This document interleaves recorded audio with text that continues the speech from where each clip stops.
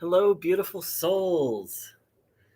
I normally get all formal and I like set up my chair and I have that fancy background over there. And today I was just feeling like having a chit chat and sharing what's been going on in my journey, sharing about the process of recovery from fake non-duality. Warm welcome to anyone who's new.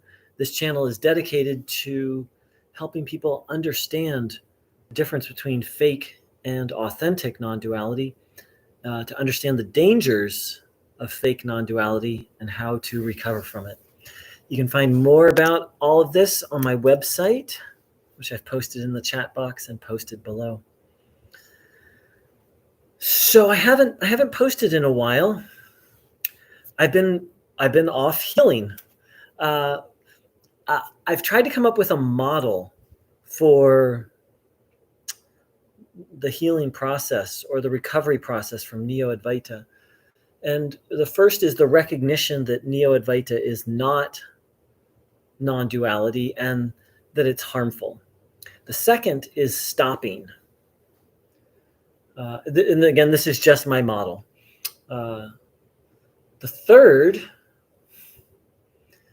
is where the recovery begins. And it has a couple components from my point of view. Mental, emotional, physical healing. Neo-Advaita actually unbalances the body. I've talked about that. Mental, emotional, physical healing. Finding an alternative spiritual path. By alternative, I mean something other than Neo-Advaita. And this next part is hard to say, but adulting, becoming a functional human being. Neo-Advaita, if you follow it, and so it affects different people differently. And I'm mostly talking. I'm talking about the people who went really far down the rabbit hole and really had their lives basically destroyed, or really you could say their personality destroyed, who became really dysfunctional or non-functional thanks to Neo-Advaita. And that's not everybody. In fact, probably most people who go to a Neo-Advaita satsang, that's not them. But I'm talking about the people who went really far down the rabbit hole. And I was sure one of them. So most of what I've talked about on this channel is how to help people recognize the difference between authentic non-duality and nonsense YouTube non-duality. That's funny, YouTube non-duality. TikTok non-duality. I found some Neo-Advaita teachers on TikTok. It's everywhere. And now I'm ready to start talking more about the recovery process. I've made so many videos on the first part, helping people understand the difference. Now I'd like to talk a little bit about the recovery process. So it's going to be different for each person. That's part of why it's difficult to talk about. But lately I've been exploring something called SMART, which is an acronym for Self-Management and Recovery Training. It's a program for people who have severe addictions, and it's a self-empowerment program. And it has been, I've been aware of it for a while, but I've been resistant to it, which is its own thing. Hold on one sec. I pressed the wrong button and now something's going on. There we go. Part of why I was so resistant is because it's not metaphysical in any sense of the word. It doesn't have any kind of spiritual or metaphysical philosophy. And part of the Neo-Advaita addiction, that's how it really showed up for me, like an addiction, is this idea that everything has to be spiritual in kind of this grabby kind of manner, when actual Advaita Vedanta says everything is spiritual.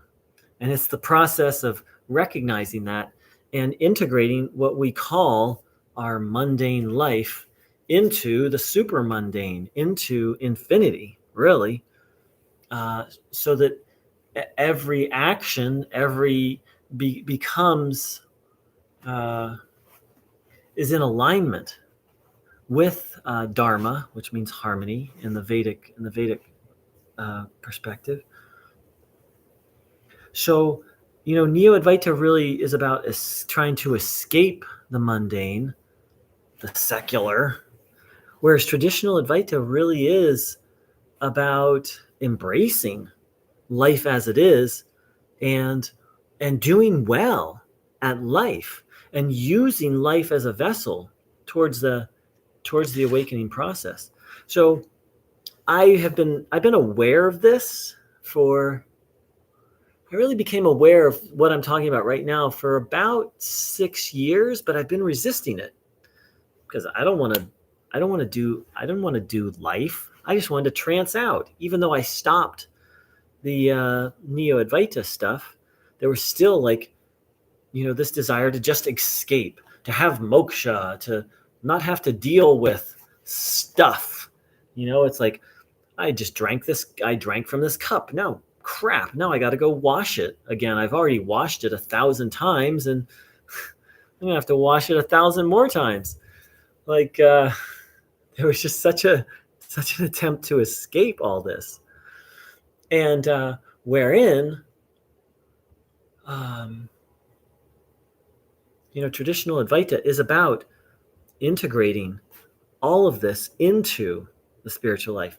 But so back to SMART. So SMART, like I said, is this system for overcoming addictions. And the first thing they have you do is identify your values.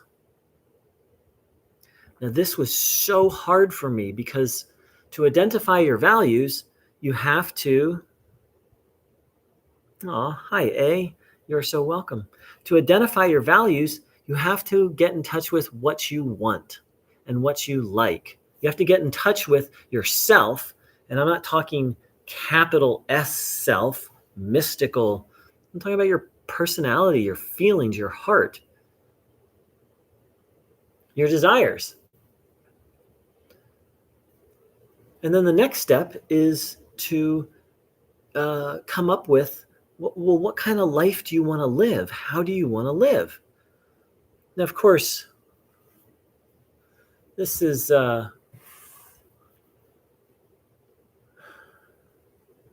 really hard for me because, the temptation was to put all these spiritual, quote, spiritual things first, like enlightenment or peace of mind, things like that. And those things are important to me, but the truth is there are things that are more important to me, such as relationship, such as creativity, such as, I don't know if you guys know this, I teach dance. That's one of the things I do. I love it. I love it. I love it. I love it. But in my journey in Neo-Advaita, I became inauthentic and falsely convinced myself that enlightenment was more important to me than dance, than relationship, than some of my other hobbies. Well, maybe my hobbies. Enlightenment is more important than my hobbies. But my passions, the things that are deeply important to me, they're honestly more important to me than enlightenment. And so it's been very confronting. I've been, for the last, and I've explored SMART before, but I've gotten serious about it again in the last 2 weeks. Every day for the last 2 weeks, I've spent time with my values, and it's not comfortable. And it's a little confusing because I'm like, well, what about enlightenment? And I'm like, well, what about dance? But which is more important to me? And I've really been wrestling. I've really been wrestling with it. The other thing I've been doing is I've been doing a lot of bhakti yoga, specifically kirtan, singing and dancing, devotional singing and dancing to the Supreme. And that has been amazing, amazing medicine. I love devotion. I love singing. I love dancing. It's been, and I do it with other people, which is also very healing because Neo-Advaita made me very isolated and disconnected from people. And the other thing is service. I love helping. I love supporting people. I love doing things that enrich other people, you know. And so, getting in touch with those things and committing to those things has not been comfortable or easy. Because Neo-Advaita, just like a drug, is just a form of escape. And all these things, like teaching dance and dancing itself and relationship and being of service, all these things have complexity and messiness to them. And when I say relationship, I don't even, not just romantic relationship, even friendship can be challenging sometimes, And with Neo-Advaita, it's like we could just practice self-inquiry and trance out and not and dealing with feelings. So,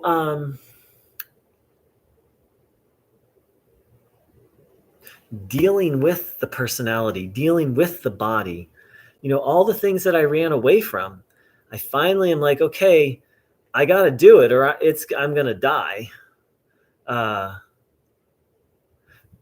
As I've shared before, I struggle with addictive behaviors. And, when I don't take really good care of myself on these relative levels, I don't even want to say levels, when I just don't take really good care of my body, my emotion, my mind, my heart, then I go into addictive behaviors. And that's a shit show. So in the last couple of weeks, it's really just hit me that I've just got to do it. I've just got to do the human thing. I got to cultivate friendships. I got to cultivate hobbies. I need to learn to work with my feelings. And I need to find a spiritual path, which I found and am practicing and fine-tuning what that is for me. Doesn't have spiritual bypass in it. Because really for me, Neo-Advaita is just a particular form of spiritual bypass. And I've talked about that, and there's a beautiful article about it on Wikipedia. So that's what I've been up to. And I think about all the people who come to this channel. I think about this channel Oodles and how can I be helpful? And right now, how I'm being helpful is I'm just building myself back up so that I can be of more service. So that's everything I've got. Does anyone have any questions or comments they'd like to share?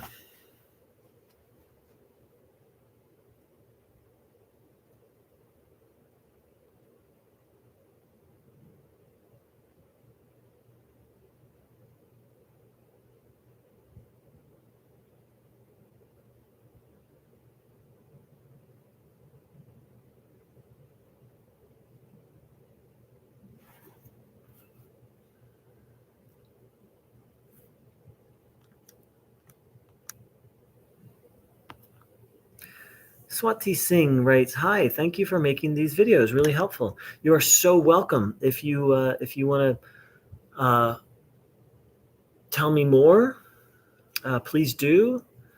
It's so wonderful to hear that they're helpful. I notice your last name is Singh. It gets me curious if you are if you're a Sikh, and Sikhism is obviously it's a religion, an organized religion, and with that comes many problems. But I actually took a look at Sikhism because there's many values that I was intrigued by. Being of service, being okay.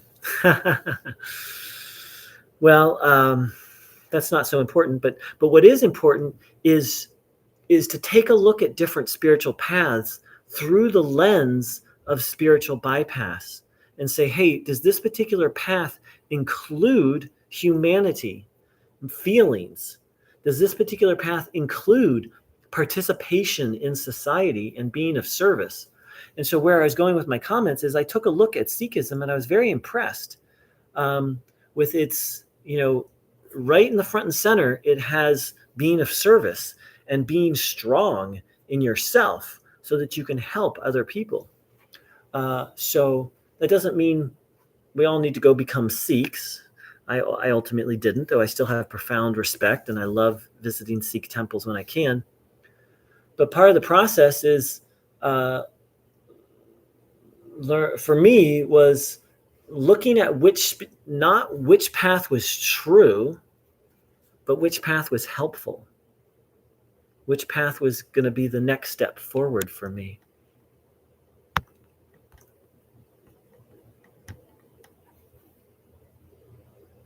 Swati says, I have read those texts, the Guru Granth Sahib. That's the text of Sikhism. And yes, Sikh community is wonderful, very welcoming, and beautiful. Well, thank you everybody so much for dropping by. Thank you for being a part of my journey. Oh, good. Something more from A.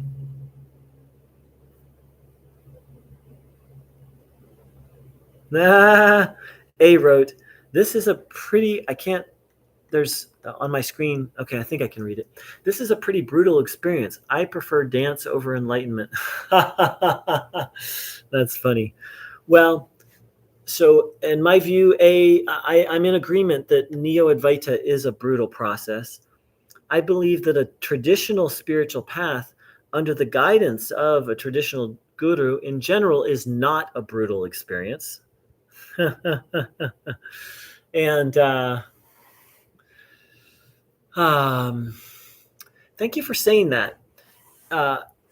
For me, Neo-Advaita was a traumatic experience, and I'm not alone in that. For many people, it took us so low, it really was a horror story.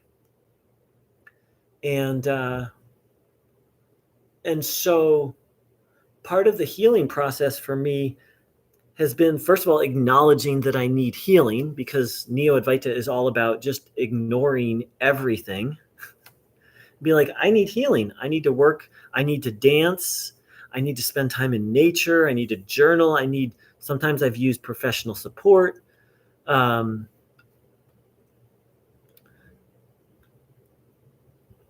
those of us who went down the hellhole of Neo-Advaita, and not everybody does, as I said,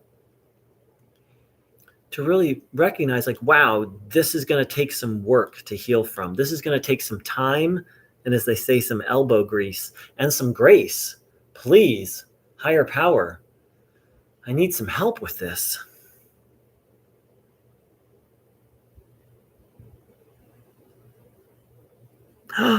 Swati Singh. That's wonderful. Swati Singh wrote that they got out quickly. They didn't go too deep down Neo-Advaita and found traditional teachers. That is amazing. I'm very happy for you. A traditional Advaita teacher, as you can tell us, will help you not only move towards enlightenment, but teach you how to live in a skillful and a harmonious manner. And to do that, as Swati said, to do it in a way where life becomes a dance. Loves it.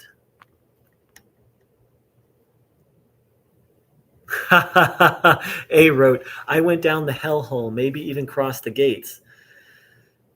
If you went down that far, A, you probably crossed the gate. I sure did. And I'm glad I made it out. And I'm glad I'm still alive. I'm glad you're still alive. And I'm grateful you found this channel. Hope it's been helpful for you. And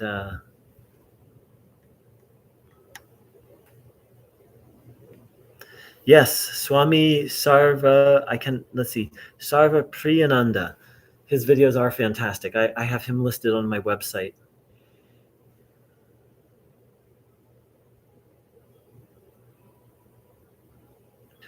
I didn't say Swami Vivekananda is not a genuine guru. No, I mean, that's not my view. Okay, so let's get really clear here. In my view, the only person who can say whether someone is a genuine guru or not is another guru.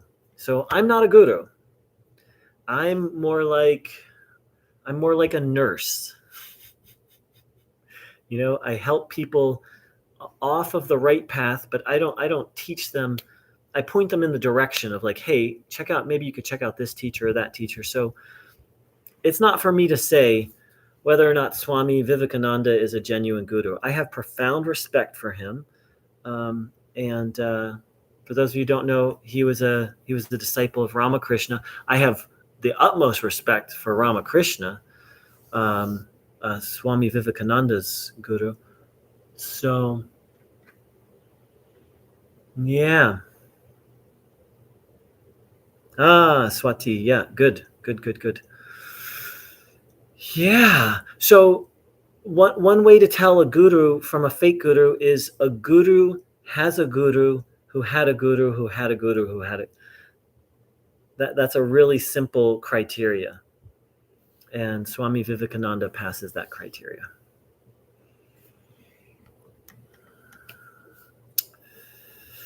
All right, beautiful souls. I think that's everything I'd like to share today. A and Swati, thank you for your participation.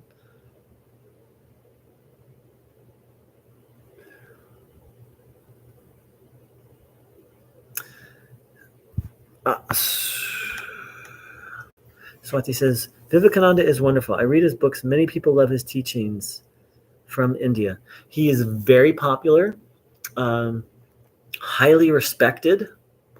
From my perspective, his writing, he is so gifted with words. And yeah.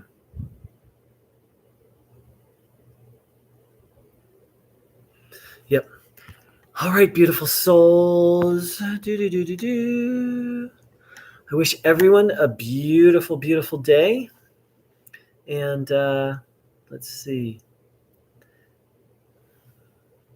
I see your question, A, and it's time for me to sign off. I'll just say I have a good feeling about him. Whenever I watch his videos, I have a good feeling. I have such a good feeling about him that I listed him on my website as a resource, as an authentic Advaita teacher, and as a resource for people who are seeking to recover from Neo-Advaita. So, blessings to you, one and all. I wish you a great Neo-Advaita free day.